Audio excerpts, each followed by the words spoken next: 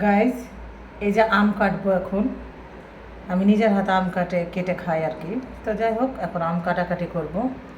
চলুন দেখে নেই আমটা কেমন হবে।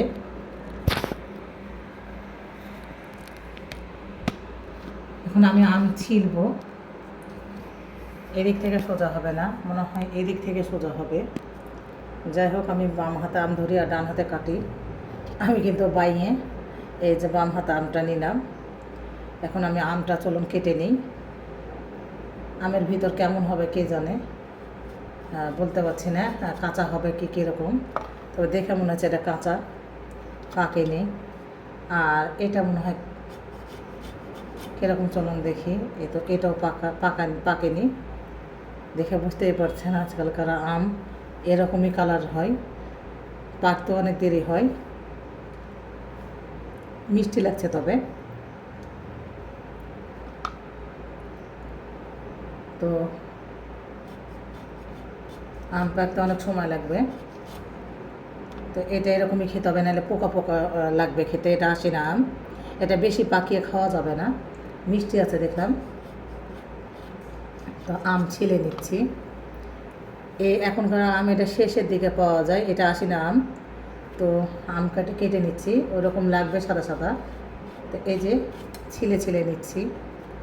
মিষ্টি আছে দেখলাম। মিষ্টি যখন আছে তাহলে কেটে খেয়ে নেওয়াই ভালো, যেহেতু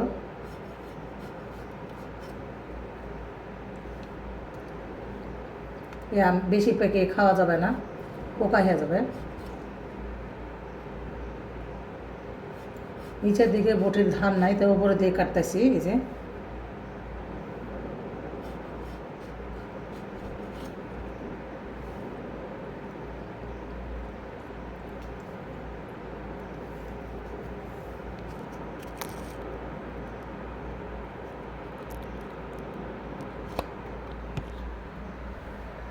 তো এই তো বটি দিয়ে কাটাকাটি করতেছি। তো এই তো বটির ওপরে কাটাকাটি করতেছি। আম কাটার পালা, খালি কাটবো।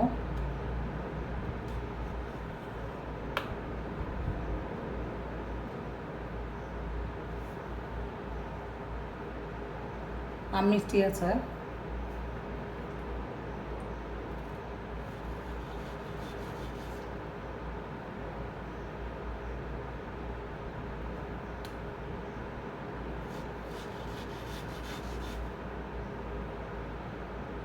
মিষ্টি আম।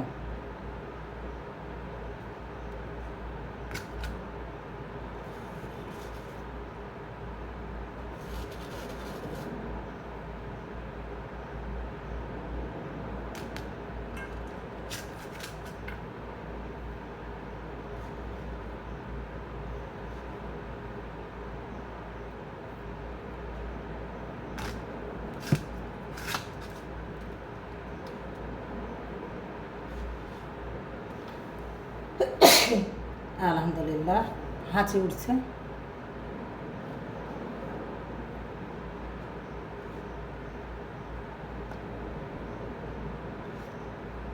খেয়ে দেখি।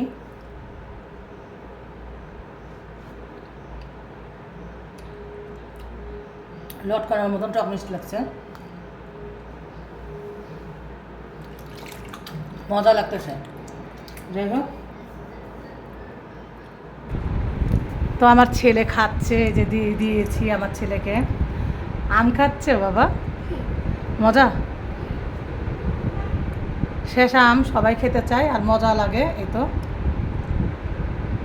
মজা করে খাচ্ছে, সাথে আমিও খাই, বাবার সাথে সাথে আমিও খাচ্ছি। এই তো ও শেষ আম না। অন্যরকম একটা মানে টেস্টি মুখরোচক একটা খাবার এই আমটা, টক আর মিষ্টি মিলিয়ে, দুটোই মানে একসাথে। সেই স্বাদ না বাবা,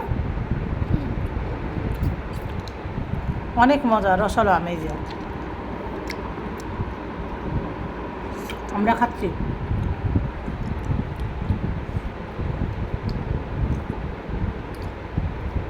বাবা আর আমি আম খাচ্ছি, তাই না বাবা? এই পড়ে গেল।